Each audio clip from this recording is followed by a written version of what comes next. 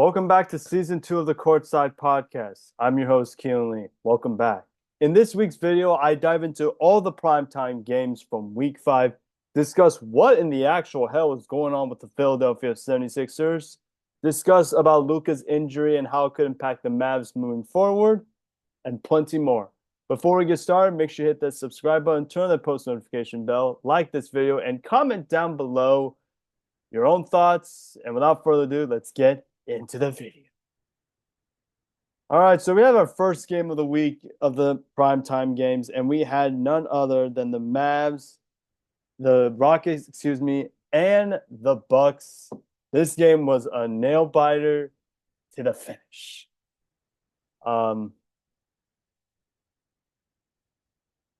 Peeking at the Rocket side of things, I mean, Fred VanVleet led all scores with 26 points. Jalen Green had 21 points, but took 24 shots to do it. Alperen Sengun looked solid with 18 points, and their bench was led by Amen Thompson with 10 points. Peeking at Milwaukee side of things, it was a Brook Lopez kind of game. He had 27 points and 10 rebounds. Giannis had 20 points and 13 rebounds, and Dame had 18 points, and their bench was led by Gary Trent Jr. with 12 and Bobby Portis with 11. Gotta say, Milwaukee is fighting hard. They're playing pretty well right now. They're playing pretty well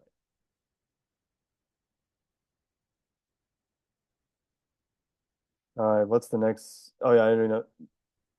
Next game, we got the Warriors and the Clippers. I believe this is game 2 between these two bitter rivals. I'm not entirely sure. But anyway, peeking at the Warriors side of things, I mean, this was a tough game to swallow. I mean, Steph had 26 points. Andrew Wiggins had 22 points. Draymond had 9, and their bench was led by Jonathan Kuminga with 12 points. Peeking at the Clipper side of things, obviously Norman Powell had 23 points. James Harden struggled, but he had 12 points. Ivica Zubac had 8 points, but had 17 rebounds. And their bench was led by Amir Coffey with 15 and Terrence Mann with 10.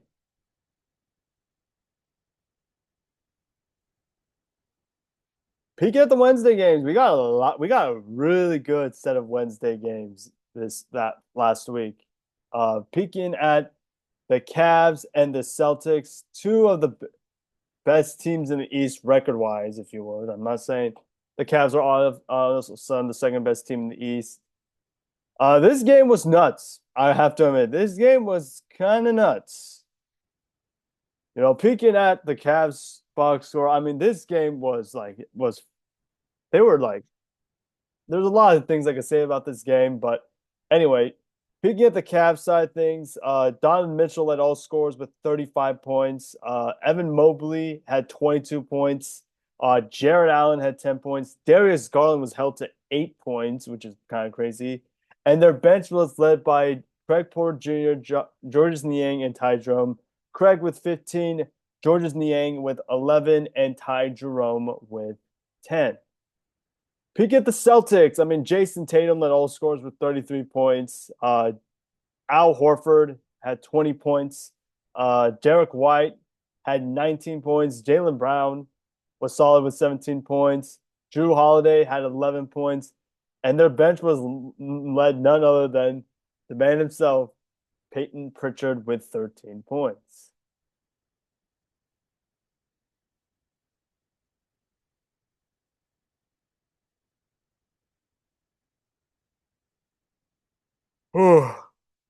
Peeking at the next primetime game, we got the Thunder and the Spurs. This is round 2, game 2. Obviously, no Chet for this one, but there was plenty of SGA in this game.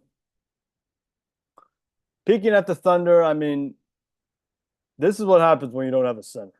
And I'm not knocking them for Chet getting like really hurt. I saw the injury; it did not look good. But anyway, peeking at the Thunder, I mean, SGA had 32 points. J-Dub had 27 points, but he missed all 7 of his 3-pointers. Payson Wallace had 13 points. Aaron Wiggins had 11. And their bench was not productive at all. Peeking at the Spurs side, I think they did not have Wemby in this game, but Harrison Barnes led all scorers with 20 points for the starting lineup, by the way. 20 points. Chris Paul had 14 points. Zach Collins and Julian Champagnie both had 12. Stephon Castle had 10 points, but he took 13 shots. And the real star, though, was Keldon Johnson. He had 22 points, and Charles Bassey had 12 points. Honestly, not bad.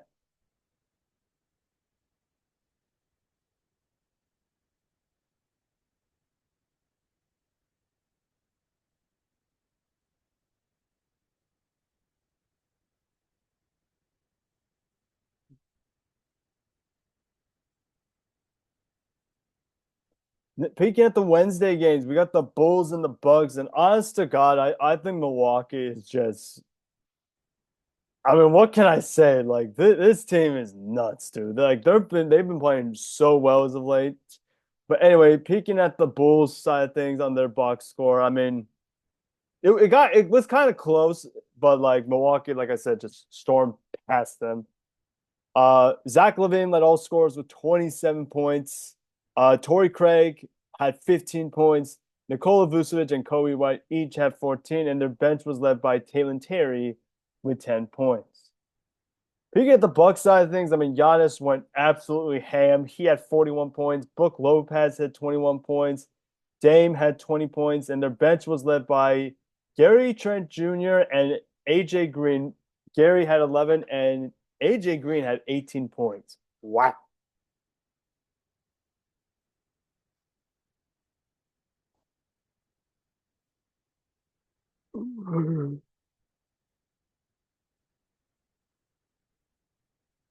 Peeking at the next game, we got the Knicks and the Suns, and honestly, this game was ugly to start. Like I watched, what was it like? Half of this game, it got ugly really quickly. But anyway, peeking at the Knicks side of things, I mean, this is what happens when you do have a center, you know. But anyway, Jalen Brunson at 36 points and shot the ball really well this time, which is hard to believe. Not saying Jalen's a bad player, you guys. I'm just saying. Uh, Karl Anthony Towns had 34 points. Mikal Bridges had 16 points. Josh Hart had 19 points. OG Anunoby had 14 points. And their bench was led by former Sun Cameron Payne. He had 12 points. Peaking at Phoenix side of things, I mean, Devin Booker had to do what he had to do. He had 33 points.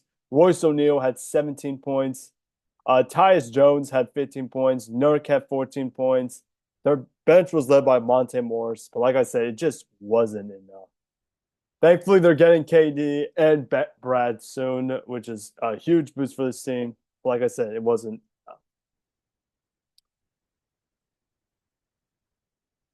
Peeking at the next game, we have probably the most rare kind of game in terms of primetime selection. You know, like you never expected these two teams competing in the primetime slot, but they were. And we got the Pistons and the Hornets. And I gotta say, this both of these teams in particular are fighting very hard. Like I gotta say, these two teams, I think it's Charles Lee and JB Bickerstaff are doing a heck of a job with these young squads, and I gotta say I've been really impressed with both teams. But peeking at the Pistons side of things, I mean, Cade Cunningham led all scorers with 26 points. Tobias Harris is having a revenge season. He had 26 points. Jaden Ivey had 11 points, and their bench was led by Malik Beasley with 16 and Isaiah Stewart with 13 points. Peeking at the Hornets side of things, I mean, Brandon Miller looks like an absolute dog. He had 38 points. LaMelo had 35 points. Grant Williams, hope he feels better, man, had 12 points. Josh Green had 10 points. And their bench was led by Cody Martin with 15 points. Honestly, been pretty impressed with both teams, to be quite honest.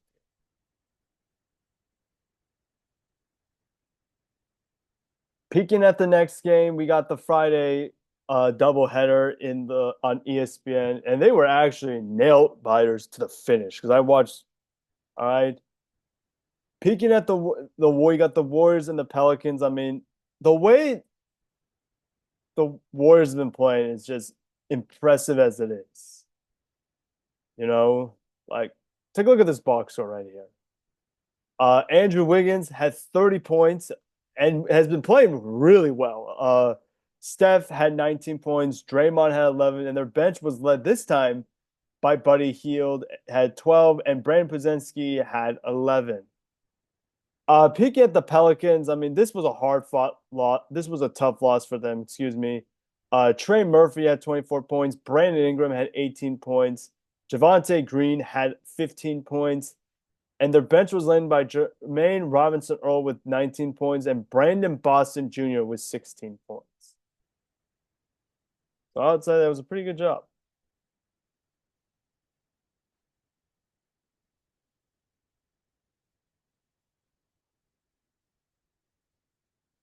Um, Picking at the next game, we got the Mavs and the Nuggets. I believe this was game one between these two, but like this game, I watched the ending of this game. This game was ending was nuts, to say the least. Mavs did not have Luka in this game, so it wasn't like, a friendly bat. Oh, it was a war. Picking at the Mavs, I mean, PJ Washington came alive. He had 22 points. Kyrie Irving had 29 had 19 points. Quentin Grimes had 14 points. And Derek Lively had 11 points. But the real star, I know PJ scored the dagger, was Najee Marshall. He had 26 points off the bench. Daniel Gafford had 13 points, and Spencer Dinwiddie had 10 points. Peeking at the Nuggets side of things, Nikola Jokic led all scorers with 33 points. He had a triple double and was the only player. Oh wait, no, Michael Porter Jr. as well. In plus minus with a +4. Michael Porter Jr. had 17 points. Peyton Watson had 15 points. Christian Brown had 17 points, but Jamal Murray had 14 points, and their bench was led by Russell Westbrook with 16 points.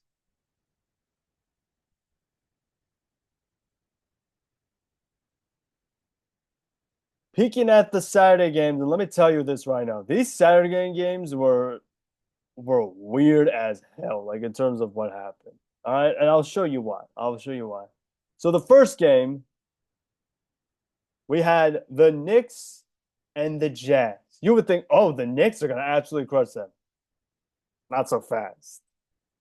Uh, but anyway, peeking at this box score, man, like what actually happened in this game? Um,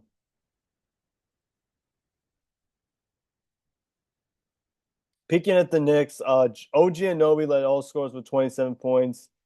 Jalen Brunson had 23 points. Karl Anthony Towns struggled in this game. He had 16 points. Josh Hart had 17 points, and their bench was led by Cameron Payne again with 11 points. Peeking at the Jazz side of things, I mean, Laurie Market went absolutely nuts. He had 34 points. Colin Sexton had 25 points. John Collins had 24 points. And Walker Kessler and Keontae George each had 11. And Johnny Juzang had 12 points. Kind of nuts.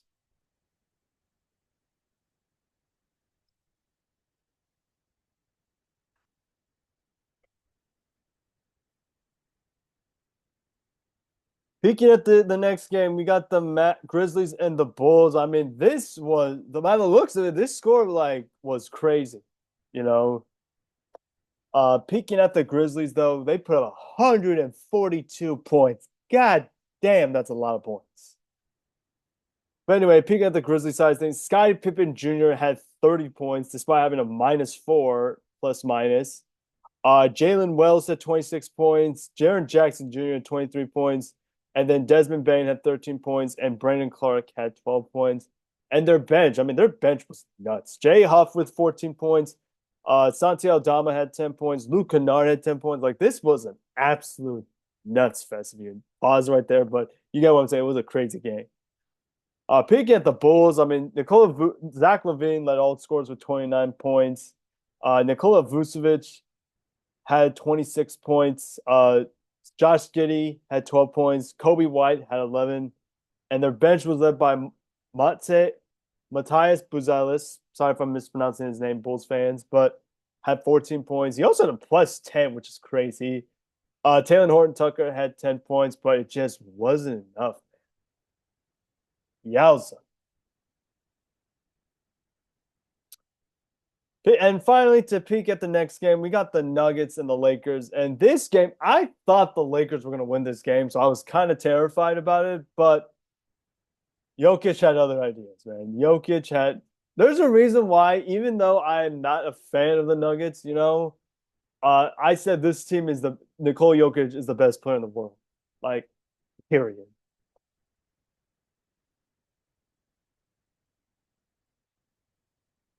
Like, look at this. Look at this box score right here. All right. Jokic had 34 points, a plus 39. That is nuts. Michael Porter Jr. had 24 points. Christian Brown had 16 points. Jamal Murray had 14 points, and Peyton Watson 11. And their bench was led by Russell Westbrook, the former Laker, with 14 points. Peeking at the Lakers side of things, I mean, this was an ugly game from start to finish. Austin Reeves led all scores with 19 points. Braun had 18 points. Anthony Davis had 14 points.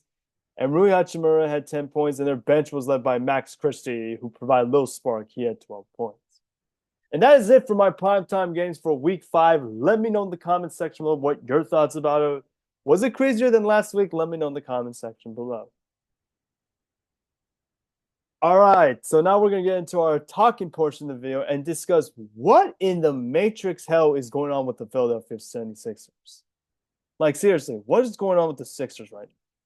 Like, the Sixers right now are 3-13, 14th in the West. And you want to go overall standings? Yeah, we could go overall standings. They're 29th in the league. What is actually going on? And look, if you look at their team stats, like they're 29th in points, 28th in pace, 29th in field goal percentage, 25th in three-point field goals made. All right, 29th in three-point field goal percentage. Like the only bright spot on this team is steals, and they're 5th in the league. Like this team's in shambles. Like I did not expect, to be honest with you, the Sixers to be this bad. Like when you're like 3-13, how is that possible? Like, yeah, you can put in a factor like injuries were an issue. Yeah, I understand that to a certain degree, but come on, this is embarrassing. Now the question is, can they turn it around? And my answer to that question is, I think they can turn it around. I really do. All right. But man, this team right now, I have this weird feeling they're going to be the first team, probably in my opinion. I'm not entirely sure. In the big three, when you have like a big three, where you just blow it up after year one if they don't do well. Like, because this right now, like it's mind blowing to say the very least. It's embarrassing. That's all I gotta say. Like, and like, yeah, that's all I gotta say about this team. Speaking of injuries, we have another injury in the West, and that is the Dallas Mavericks. They don't have Luka Doncic, I'm afraid. He's out with a wrist injury. And obviously, we saw last week against Denver, like they're resilient. Like they're resilient, but then they lose to Miami. So my question is like, I don't know. I think Kyrie has to step up. I mean, what else can I say? Like this team is like okay without him, but like on the flip side, like if we look at on the flip side of things, he's not putting up great numbers. Like scoring wise, yeah, absolutely, he's putting up. But this is Luka's efficiency, by the way. This is Luka's stats. All right, Luka is shooting 28%, 28 points a game, which is good. 43% from the field, 32% from the field, and 78% from the line. All right, let me see. Do you know when the last time Luka Doncic ever had was less than like in the 42, 43 range? His rookie year when he shot 42% from the field. All right. Like I think Luka's a great player. I really do. But the thing is, he takes so many shots. It's like, what are you doing, Luka? All right. And I understand he's a great player, but my God, let me read you some of his stats before we got hurt. All right, against New Orleans, game one, he had 26 points, 10 of 16 from the field, which is not bad. 3 of 5 from free throw range, 3 of 8 from three. All right, game two against San Antonio. He had 16 points, shot 6 of 16 from the field, 3 of 9 from 3 point range. This guy's a great player. I think he is a phenomenal player. But you got to shoot the ball well. You can't just take 20 shots a game. You get what I'm saying? And for that, like, they're in trouble. They are in huge trouble right now. I think they could get it done, obviously, because like I think they have other players to step up, but it's gonna come to a point where like they're like gonna get gassed as well. So yeah, that's all I gotta say. Maybe it's like probably like finals hangover for the losing team, maybe. I don't know. So what are your guys' thoughts about that? Let me know in the comments section below. All right, now we're going to get into our next segment, which is our courtside hierarchy rankings for week number 6. I can't believe it's week 6 right now. But anyway, week 6, here we go. Starting off with number 10. Number 10, I got to throw in the Milwaukee Bucks, man. They've been playing so hard as of late. They've been playing really well. Giannis is playing really well. Dame is still playing okay, but he's playing productive, and this team is finding ways to win, whether it's blowouts, um, nail biters, like they're resilient. Number 9, I'm gonna go with, and I'm gonna be called Glazer, but I don't care. I'm gonna go Phoenix. All right, this team, like I know they've been struggling, and I will admit they are struggling right now. But it looks like Devin Booker has finally woken up, after his hangover, if you would, of struggling. But look, this team is still good. They're going to get KD and Brad back eventually. And once they do, this winning streak is going to come back eventually. Number 8, I'm going to go the Grizzlies. This team is fighting very hard, despite having the worst injury luck. It's like the injury bug decided to bite them even further, you know? But like they're finding ways to win. All right. Their bench is just absolutely amazing. Like, what more can you say about this Grizzlies team? Number 7, I am gonna go with the Houston Rockets, man. Like the Rockets, man, they're resilient. Like Ime Udoka's done a phenomenal job with this young core, if you would. Like, and like they're playing really well right now. So I gotta give the Rockets at number 7. Number 6, and I hate doing this because I hate their guts. I'm gonna go with the Lakers, man. Like they've been playing really well lately. I do worry that they're really kind of dependent on AD and LeBron to score, considering that they brought back everybody from their roster last year.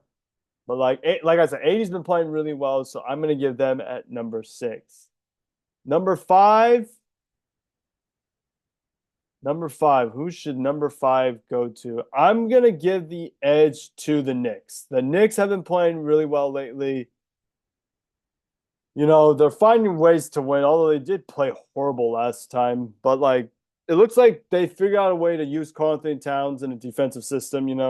My concern is the amount of minutes each of their players are playing, but that will have to wait till April. But then again, it is what it is. Number 4, I'm gonna go OKC. Just because, look, OKC has been playing really well lately. They're finding ways to win, especially without a center. Like I said, they haven't had a center like this entire first half of the season, which is kind of unbelievable. But SGA is playing really well. J Dub is playing really well. Like I worry about Alex Caruso and Isaiah Hartenstein staying healthy, but like this team looks really solid. Number 3, I'm gonna go with the Golden State Warriors, man. Like, what can you say about this Warriors team, man? This team is fighting hard every single night. They've been playing really well. All right. Like, what can I say? Like, this team is playing really well. Number two, I'm gonna go with the Boston Celtics just because I think the Celtics right now are playing really well. They're gonna get Kristaps Porzingis back, which I think is gonna be huge for them. All right. I do worry that they play a little bit cute at times because that's the thing about this team is that they sometimes lay an egg or two, but nonetheless, like this team is resilient. And number one, I think this is to no one's surprise. I'm going to take the Cavs to win this game. I'm going to take the Cavs. I mean, they're still the best team in the league right now, record wise. Evan Mobley's been playing really well. Darius Garland and Don Mitchell have been both playing sound basketball. Like this team is nice. So those are my courtside hierarchy rankings for week number 6. What do you guys agree with and what do you guys disagree with? Let me know in the comments section below. All right, peeking into our next segment, we're going to get into our next portion, which is my week 6 picks for this week. Last week, I can't remember how well I did last week, but I did okay last week. Hope to bounce back this week. So here we go, week 6 picks presented by yours truly, Keelan Lee here. Mavs and the Hawks. I am going to take the Hawks just because I think the Hawks offense is just going to be absolutely like explode the living hell out of the Mavs defense. Give me the Hawks to win. Self-explanatory. Next game, we got the Thunder and the Kings. This is a good matchup right here. I am going to actually take the Kings in this one because I just think the Kings, like they have like DeMar Sabonis is going to have a field day on the Thunder bigs. I do expect the Thunder to keep it close, but like there's nothing you could do. Next up, we got the Bucks and the Heat. I'm actually going to take Milwaukee in this one just because they've been, like I said, they've been playing really well lately. It seems like Doc knows how to use Dame and Giannis well. You know, Brook is playing really well. I'm going to take the Bucks. Next game, we got the Lakers and the Suns. I'm going to take Phoenix because KD and Brad's are going to be playing in this game. And that's huge for Phoenix considering that they desperately need both of them. And I'm going to take them to win this game. Next up, we got the Knicks and the Mavs. I'm going to actually take the Knicks. I'm going to take the Knicks just because the Mavs, like, they're a great team, but, like, they don't necessarily, like, have a true big that could guard Karl-Anthony Towns, you know? But, yeah, next up, we got the Thunder and the Warriors. I am going to take the Warriors in this one just because I think the Warriors are a better team. They're both playing really well, but I got to lean towards Golden State just because they're resilient, you know? And, yeah. Next game, we got the Knicks and the Hornets. I am going to actually take an upset here. I'm going to take the Hornets. Like, the Hornets have been playing really well lately. And LaMelo Ball has been playing really well. Brandon Miller is a god for some reason. But, yeah, I'm going to take the Hornets. Next game, we got the Cavs and the Hawks. I'm going to take Cleveland in this one just because the way Cleveland's been playing right now, you could tell, like, they've been the best team the first quarter of this season, and I gotta say I'm really, really impressed. Next game, we got the Pelicans and the Grizzlies. I am gonna unfortunately have to take the Grizzlies here just because, like, the Grizzlies, the Pelicans, they have so many injuries. Like, other than Brandon Ingram, like, they're pretty much the entire starting five is just like screwed. Next game, we got the Clippers and the Timberwolves. I am actually going to take Minnesota to win this one just because I think Minnesota is the better team. While I do think the Clippers are going to keep it close, it's just not enough. Next game, we got the Thunder and the Lakers. And to my dismay, I am going to take the Thunder to win this game. I just feel like the Thunder, they're more quick. They're more fast-paced with the Lakers. I do expect the Lakers to make it competitive because, you know, you got Braun and AD. But nevertheless, give me the Thunder to win this game. And then finally, probably America's game of the week, in my opinion, we got the Warriors and the Suns. I'm going to take Phoenix in this one just because I think with KD and Brad back, this game, there's nothing you can do about it. We saw when these three were healthy, Devin Booker, Bradley Beal, and Kevin Durant, like, it's night and night. So what are your guys' thoughts on my week 6 picks? Let me know in the comment section below. Now, to wrap up this segment, in honor of Thanksgiving this week, we're going to be ranking every single Thanksgiving dish, in my opinion. Now, bear with me when I say this because there might be a lot of controversy in this list. And there also might be some agreement. So let me know in the comment section below. But anyway, here we go. We have the Thanksgiving tier list up here. All right. We have the tiers of I will eat all of it if I can. I mean, I love this dish. It's great, but it's not elite. Like it's good, but like I don't say I wouldn't eat it like every Thanksgiving, you know. Then we have I'll eat a couple of these, like I'll have a couple of slices here and there, and then I'll eat it if I'm forced to.